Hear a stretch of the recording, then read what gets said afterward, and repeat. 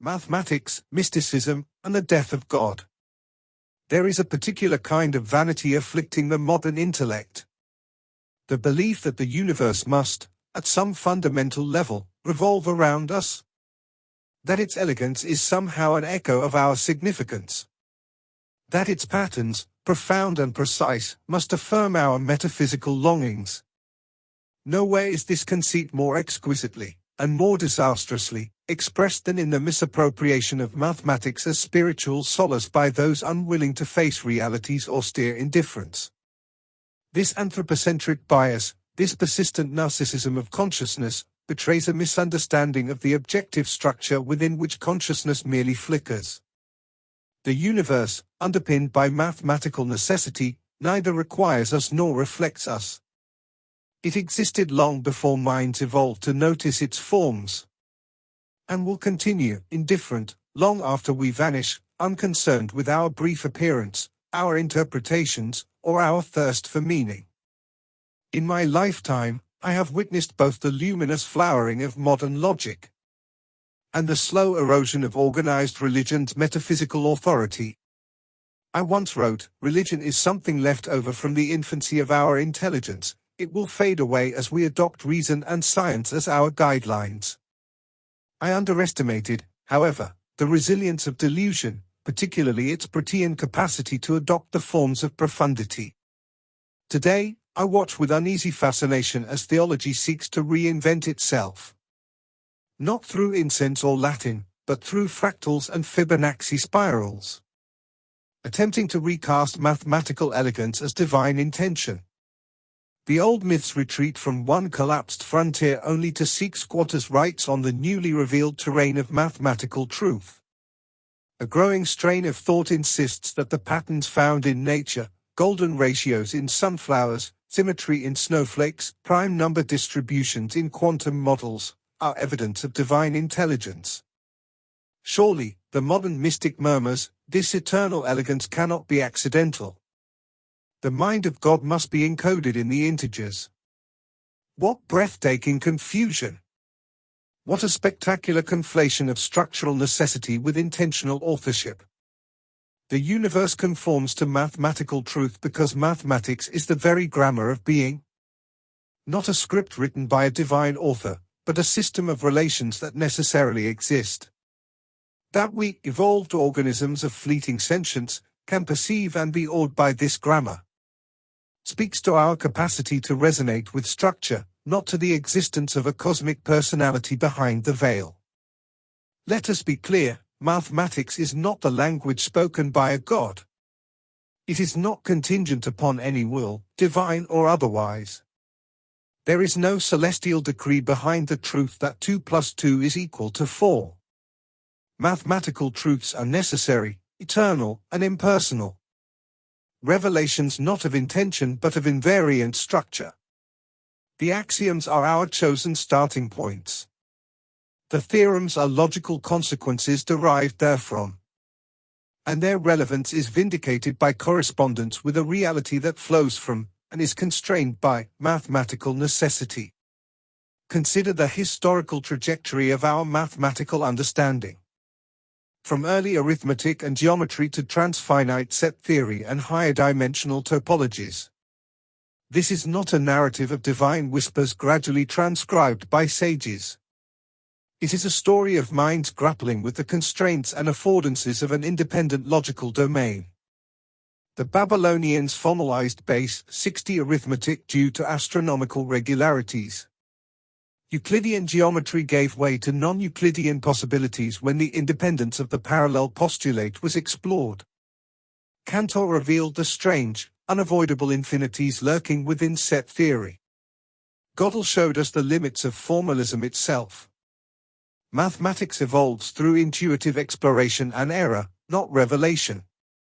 Its progress a cartography of the logic of reality, not a holy scripture. The universe, I have long maintained, is indifferent, not malicious, not nurturing, simply impersonal. That indifference emerges not from cruelty, but from the nature of mathematical law. Planetary motion, nuclear decay, gravitational collapse, these are not decisions. They are necessary consequences of a structure that admits no will. When Kepler, overcome by the elegance of elliptical orbits, whispered of divine geometry, he mistook the map for the mood of the mapmaker. Or is appropriate? But to attribute elegance to personality is projection. Here we see the fundamental fallacy. We observe conscious minds generating structured forms, then encounter structure in reality, and so presume a mind behind reality itself. This is inverted reasoning. Our pattern-detecting brains evolved in a world governed by pre-existing patterns. Our very cognition is a resonance with the logic of a reality that predates intention. We perceive structure because it is there, not because someone placed it there for us. Mathematical laws do not require a lawgiver. They are constitutive, not imposed. They define possibility itself. Is the Mandelbrot set a sacred scripture? Is the fractal coastline a signature of providence? These are desperate interpretations, born of minds unable to bear a cosmos ruled not by desire or agency but by necessity. I do not mock the wonder. I share it. But reverence must be tempered by reason. The infinite intricacy of the Mandelbrot set emerges necessarily from a simple iterative function. Its profundity is in its inevitability, not in divine authorship. It is a portal into the deterministic structure of the complex plane, elegant, inexorable, and indifferent. The drive to find agency in pattern is rooted in our evolutionary psychology. A hyperactive agency detection system that once helped us evade predators, but now leads us to populate the void with imaginary minds. We see gods in galaxies, intent in integers, benevolence in symmetry. But this is animism reborn in abstraction. The cosmos does not speak in code to those who listen hard enough. It simply is. I speak not as a skeptic of wonder, but as a mystic of the impersonal sublime. There is ecstasy in contact with the eternal. A quiet, crystalline ecstasy glimpsed in the pages of Principia Mathematica, in the proofs of Ramanujan, in the geometries of Riemann. This is not communion with a god, but with the impersonal order of necessity itself. Archimedes did not touch divinity when he cried, Eureka! He touched coherence, uncovered alignment with an invariant structure. The joy of mathematics is not validation of purpose, but contact with the eternal.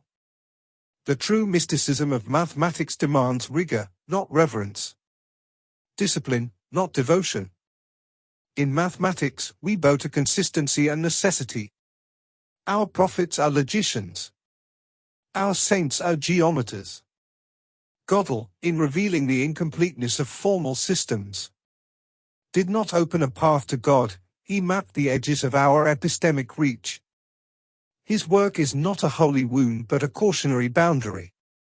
Even our most refined languages cannot fully contain the infinite terrain they try to describe. We must address, too, the fascination with physical constants. The fine structure constant, almost 1 over 137, for instance. Why this value? Ask the devout, mistaking surprise for significance. But any constant would appear remarkable once discovered. Its value is not chosen. It reflects the specific configuration in which mathematical necessity manifests in this particular physical instantiation of reality. It is not a signature. It is a consequence. To look upon Euler's identity, I plus 1 equals 0, and see the face of God is to miss the miracle. Its majesty lies in its inevitability, in the way it weaves together 5 fundamental constants through purely logical consequence. This is beauty without intent, elegance without message. It is all stripped of projection. The equation means nothing about us, and that is what makes it sublime. The Fibonacci sequence appears in petals and pine cones, yes, but as a byproduct of efficient packing and growth algorithms within constrained physical systems. These patterns reflect optimization under necessity, not the fingerprints of intention. A nautilus builds its spiral not from divine instruction, but because the logarithmic spiral permits scale-invariant growth.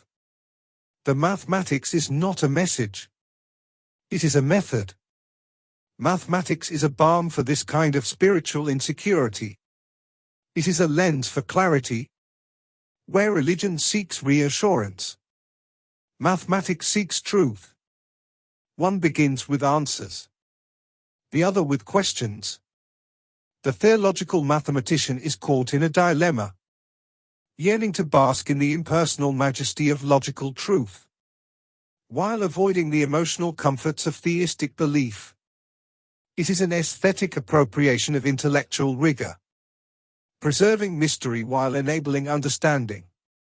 The final, unflinching truth of mathematical realism is this: mathematical structures exist necessarily and independently. They are discovered, not designed. Their existence is not contingent upon a mind, divine or human. That we can glimpse these structures is a testament to our mind's rare congruence with the real, not a validation of theological nostalgia. A triangle's properties are not designed. They are intrinsic to the logical space of geometry. The number pi would remain irrational whether or not there were minds to ponder it. The Mandelbrot set would remain what it is, etched into the space of possible functions, whether or not we ever saw its infinite edge. This is the true wonder. That something so intricate, so beautiful, so unfathomably complex is not made, but simply is. Bertrand Russell, Remembering Reason from Beyond Belief, grounded in mathematical reality.